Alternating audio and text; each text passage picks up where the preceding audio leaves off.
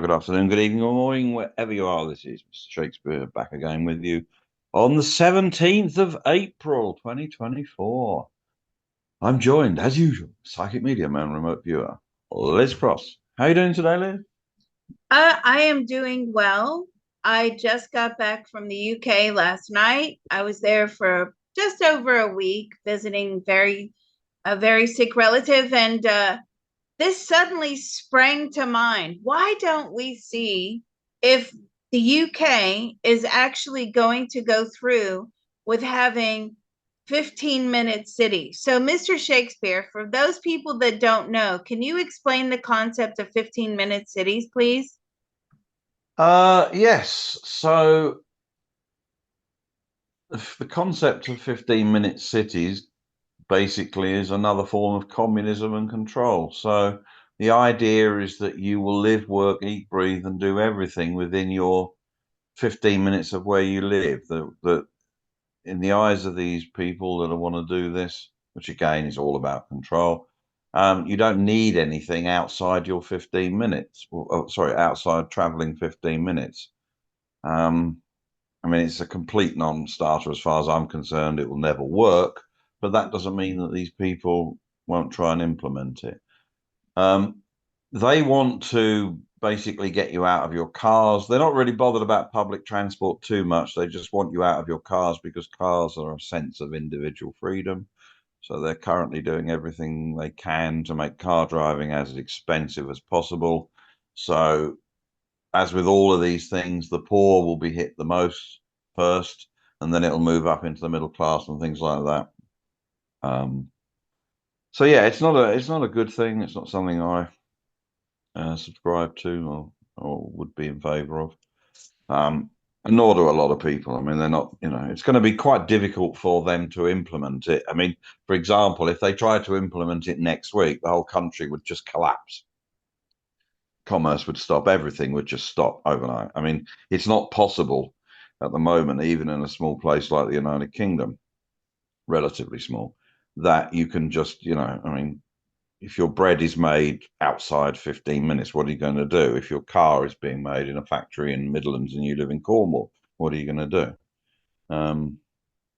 Yeah, it's, I don't know whether it's, I don't know whether it's an achievable dream of theirs, but they're certainly going towards it. And every single step of the way, it's about imposing more control, because that's what these people are obsessed with, control. So, Liz, you need to grab the United Kingdom as an entity, and I think we should put it out 40 years. Okay, so that will be. Sorry, my maths is not very sharp this morning. 2064, Liz. Oh yeah, that's right. So I'm a bit jet lagged. Sorry. I know. 2064. Hey, I noticed some observations when I was there. The poor motorist is just being penalized to no end. It's just, tell me, Mr. Shakespeare, just quickly, what are all these sensors on the cars, right? Beep, beep, beep, beep, beep, beep, beep. You're too close to this. Beep, beep, beep, beep, beep, beep, beep. You're too close to that. Triangles lighting up on my wing mirrors. And then if I was driving and there was a corner coming up or a bend or whatever, if my steering wheel would shake. Right? All right. So the what beep is beep. That? Though, okay. So the beep beep beep is what they call parking sensors. Sure, you've got those in America. No, The not on shaking any of of my cars. No. Well, no, if they're older, but I mean, a lot of cars do have parking sensors, just for driving, reversing, or whatever. But they've got quite sophisticated. Some of them now. They even have them on all four sides. They basically can, judge all four corners of the vehicle. The shaking of the steering, that's called lane assist. That's basically as you wander out of a lane or something like that, it shakes you to warn you of that. A lot of the cars, you should be able to turn that off. I mean, with new cars, modern cars today have so many electronic gizmos attached to them, for all sorts of reasons, uh, all of which can be, it's another. Basically, any modern car now can be controlled by somebody else. They can remotely get into it and Yeah. basically turn it off. So not just electric cars. I mean, even you know, gas and diesel cars as well. So, but yeah, that's called Really, lane assist. So I really didn't like someone telling me how to drive, right? And as you know, over there, there's a lot of tight corners, there's a lot of tight roads. When I was in London, you're basically on some of the roads, you're putting your wing mirror in to pass by a double decker bus, right? I mean, that's just the way it is. And every time you got close to anything, well, here we go, beep, and it's getting louder and louder and louder and louder the closer you, and I'm like, I can't concentrate. you What if, can, well, a lot of the cars, Liz, you can turn them off. You can turn listen, your parking assist. I mean, maybe it's in menu or something, but you can turn them off. I mean, it'll be soon that you won't be able to turn them off, and it'll drive you insane. But yeah, I mean, I that's could why a lot of not, people are driving older cars. You know, there's a I could big. not figure it out. I barely could turn on the radio. Like there was a computer thing anyway, but that whole thing with the shaking the steering wheel, because Hmm. of course it was like chucking it down with rain and everything. And I'm like, am I hydroplane? Is this like, is it telling me I'm hydroplaning? Like, what is this? Of course, you don't call it hydroplane over there. What's it Aquaplaning. called? Aquaplane, yeah. And my hydroplane, like, why does my steering wheel keep shaking? And it was constant. It was really frightening to me, right? And then I figured it out. I was like, wait a minute, it's a dry day. Well, I think I had one dry day the whole time I was there, maybe two. It was a dry day. So why is this thing still shaking at me? And I noticed that these things actually know the roads ahead. So they knew when there was a bend coming up, right? And it would Yeah. it would shake the wheel to tell me to slow down. I wasn't even going particularly fast, but obviously for whatever reason the car was telling me woo, woo, woo, slow down. It was, look, I'm like, I'm trying to concentrate, I'm trying to get myself out of this very very tight parking situation. I don't need this thing screaming at me. I know how to drive in England, I have a British license. I don't need this thing screaming at me telling me that hedge is to my left. Like I know a hedge is to my left because I use my mirrors, right? It was so crazy. Anyway, 15-minute cities. This was the talk when I was there. And people were like, oh, yeah, they're trying to make like Plymouth into a 15-minute city and this into a 15-minute city. And coupled with the fact that the poor motorist is just being penalized to no end now, it's very apparent to me that they really don't want people on the road. They don't want you to have a car. They don't want you on the road. I mean, I noticed when I was in London, the speed limit was 20 miles per hour. Oh, you Liz. Okay. Well, that doesn't help fumes when everybody's just sat there in traffic. Like we're just sat there. Nobody's moving. So it was very different. Okay, so let's go out. So I'm going to grab the UK as an entity, and I'm going to go out to 2064. So April 17th, 2064, 6 p.m. Eastern Daylight Time. What would you like to know? How has the implementation? Sorry. Start again. Has the implementation of the 15-minute cities been a success or a failure? Both. Okay. Now, they're trying it in very small pocket areas. Okay. They are trying it. Some people really like it, but I feel like the people that really like it are the eco warriors that have been totally brainwashed. Okay. Right, but And I'm sorry. we're 40 years out, aren't we? Hmm. And they're still only trying it. Are they only trying? No, it's been implemented. It's the way it's implemented is in pockets, right? So Right. so maybe like in London, you have 32 boroughs. Yeah. Okay. So say the borough that I live in or lived in is Barnet Borough. So what I'm getting is like you can go anywhere within maybe Barnet Borough or Brent Borough or whatever it is. But you have to have valid reasons to travel outside of these restricted areas. So I feel like it's pocket, things. It doesn't always work for every single place because some places they need to drive outside of that area in order to go to work or in order to go to the shop and things like that. So in the rural areas, it's not so much implemented. There's a lot more freedom, but it certainly has reduced the amount of cars on the road. I feel like as I look out in 2064, that the how much, what is the percentage of the decrease? So they've managed to decrease by 60%. Wow. Okay.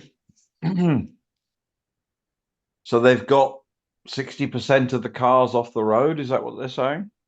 Did you get 60? Yes. And they're quite proud of that. They're very modern with that. Are there any other countries? Yeah, Germany's the same. What other countries? France, not so much, which surprises me. The French are really, I feel like they've had some sort of revolution in France, not a real revolution, but Oh, certainly they're not going to be pushed around by their government. Um, so I feel like France did not adopt this. The Netherlands has adopted it. Smaller countries, Belgium, uh, those Western sort of European countries have, but the UK, yes.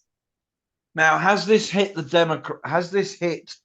lower income demographics more than, the high, the wealthy? So in other words, have most of the people who have not much money, are they the ones that have given up their cars? Are the people that don't have a lot of money, are they the ones that have given up their cars? This has actually hit the wealthier demographic more so than the lower income demographic because in order to travel outside of that 15-minute sort of area, you have to pay to do so. Right. Okay. Ooh. So the lower income families that do need a car, that still use a car, they stick to within the area. So they're restricted, right? Right. Right. The other ones, they've been hit more, or business owners have also been hit. And I'm saying, have there been any sort of restrictions lifted for small businesses? No, that's where they're making loads of money from the businesses, large and small, what people have to travel to in order to make an income, right? So tradesmen, deliveries, things like that. Right. But I mean, these businesses are only going to pass the cost on to the paying public, aren't they, at the end of the day? Absolutely, they have. Yeah. And this is another thing that drives inflation out of control. So that is very apparent to me as I probe this entity out 40 years. You know, the poorer are getting poorer, the richer are getting richer.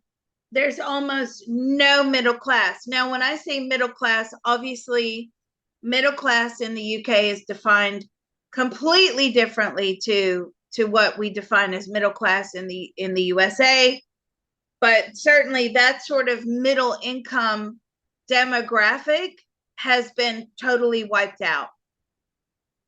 Oh, right. Well, that's pretty much their plan. They only want two classes, the uber rich, them, and everybody else. They hate the middle class. Right. Because the middle class can still, well, we call them middle class. I mean, They're middle Yeah, but class. don't forget the way I define it is, you're looking at about if you take the percentile of the whole country, if you like, from say 10%, and this is not exact, but say 10% to 90%, or some people say 20 to 80 or 20 to 90 or something like that. The middle class is the bulk, the real seriously wealthy are right at the top, and obviously the very poor are right at the bottom. So what has this affected the gross the GDP of the country? If if there's no cars, nobody's driving around. I mean, how's anybody making a living? I mean, what's changed? So that's a good question because as I look out, the UK becomes a tech hub, right? Oh, Yeah. That isn't that interesting. It okay. becomes like they start pushing the tech because tech is more environmentally friendly. So they become sort of a world tech hub. Now, of course, there's going to be places that are much more advanced than the UK technologically, but they're certainly very competitive in that field. Hmm. Okay. Um, what's the population of the UK now in 40 years? What's Is it the higher or lower than 70 million? Oh, it's higher. More than 80 million? Higher. 90 million? Higher. 100 million? I don't feel like I think it's just below 100. Wow. Hey, it was crowded when I was there just now, right? That was one thing that I noticed. There were a lot of things that I noticed. Crowds, like where are all these people? Like where are all these people? Flats just springing up everywhere. Who's living in them? How can Wembley suddenly build 10, 15, 20,000 flats? Like where are the people coming from to live in these flats, right? And that's just Wembley, or certainly the areas where I stay. Where are all these people coming from? So if the population is around 95 million in 40 years' time, what is the population then? Let's have a little look. Let's say of London, which is say currently 9 million roughly, maybe a bit more. But so is it higher or lower than 9? Higher. Higher or lower than 11? Higher. 13 million? It's around 13 to 14. Wow. That's a massive increase for London. Yeah, that's nearly 50%. Wow. But all the cities are increasing. Right. All of them. Um, okay. So let's do another one then. Let's just do Manchester, for example, as a northern town. See, Manchester, you're looking at roughly 700,000 people who live in Manchester. Um, Is so that is it all? higher or lower than a million? Oh, it's over 3. Oh, okay. Has Scotland broke away from the United The, Kingdom? I feel like Scotland has. Has it completely broken away? No, it's still financially dependent. Has Northern Ireland broken away? No. Has Wales broken away and become an independent country? No. So they're still financially tied together. okay. With this increase in population from roughly 67 to 95 million, where have most of the people, I mean, we know that London's gone up a few million, but have most people settled in the south, the east, the north, the west? Where? Where did most people settle? London and the South. Wow, that'll make it even more overcrowded than it currently is. Yeah. Okay. What about the rural north of England? Has that really seen any difference over the 40 years? Yes, it has. So green belt areas have been built upon Of course, to yeah. accommodate. Yeah. Oh, for our listeners outside of the UK, please can you explain green belt?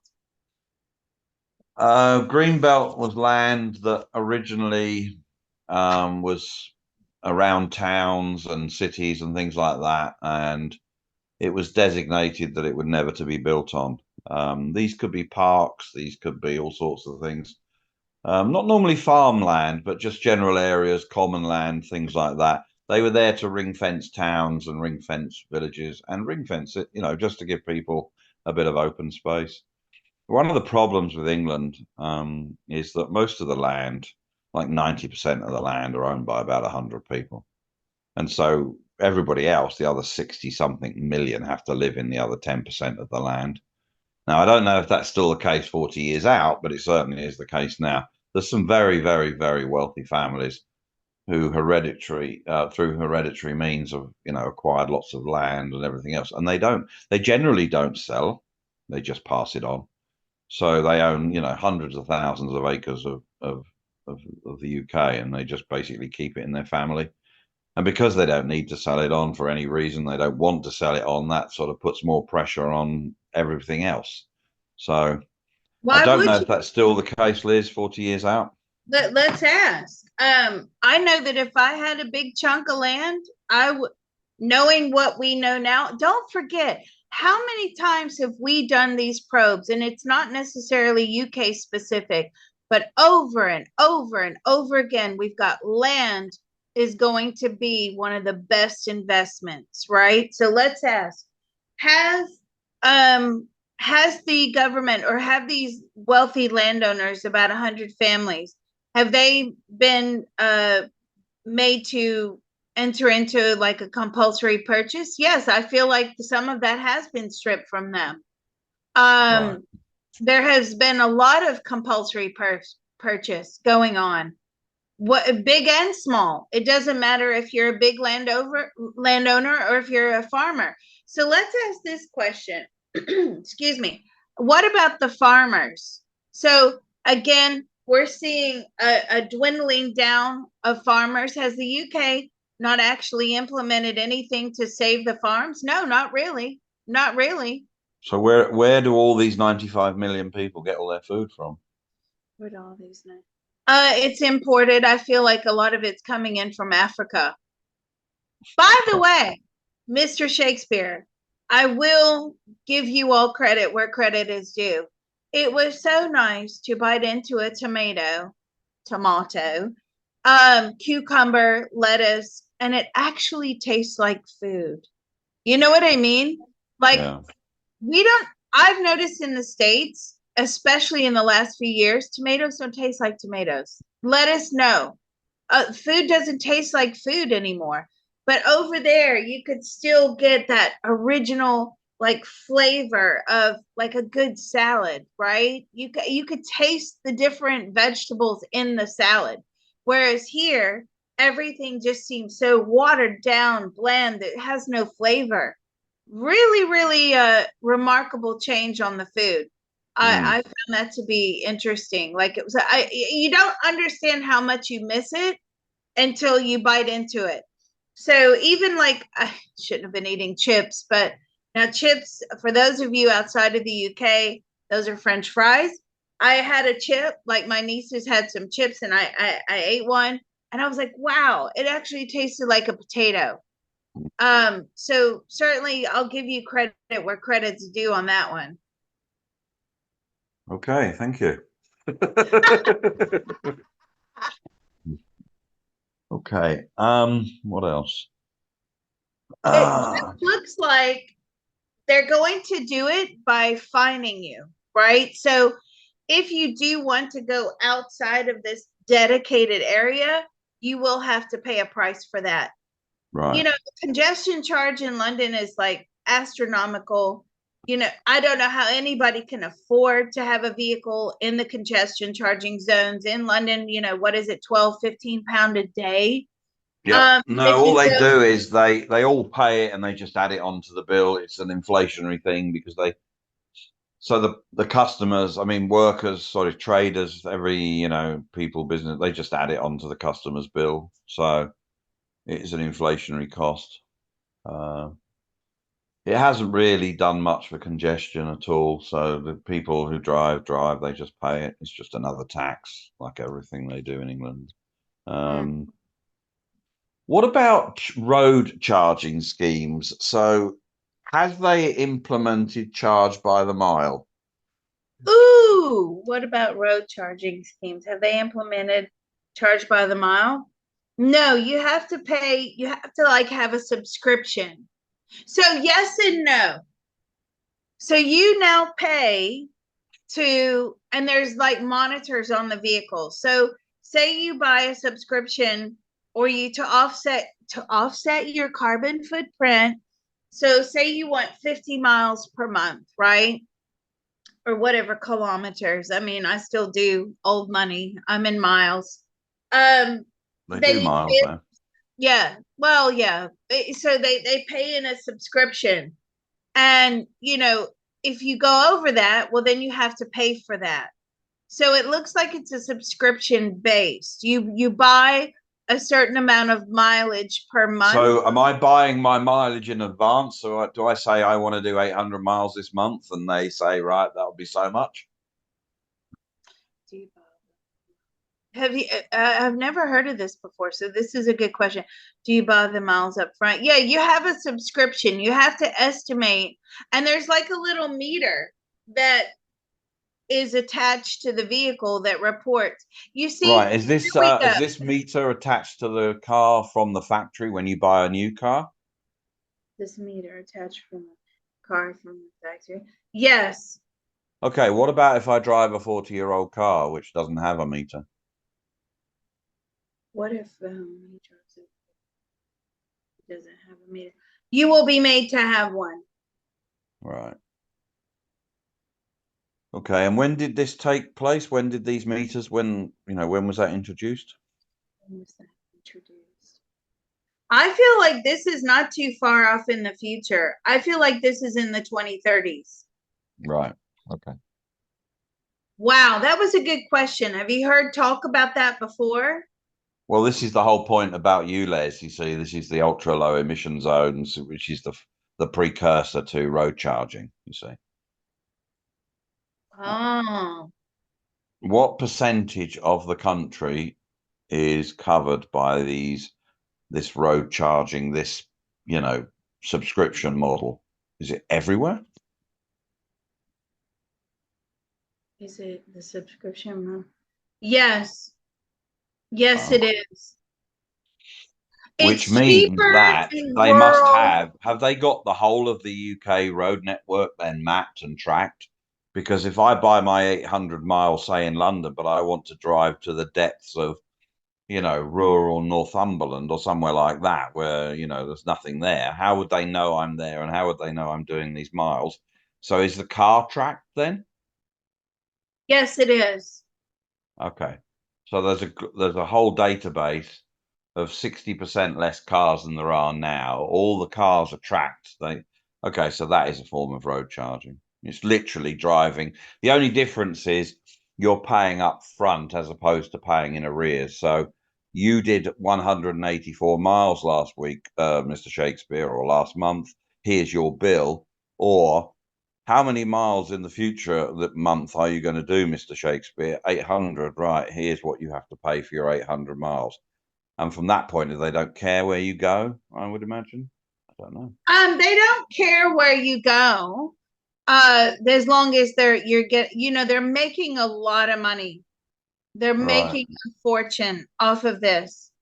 And what And are they doing with all this money that they get from, all of this?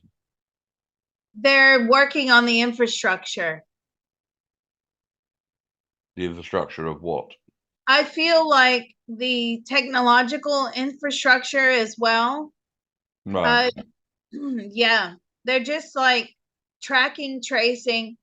Look, it's going to get to the point. It already is. Like me coming from over here, it's been like 5 years since I was there. Going back, I felt like I was being tracked, traced, followed, videoed, photographed, monitored, average speed monitor.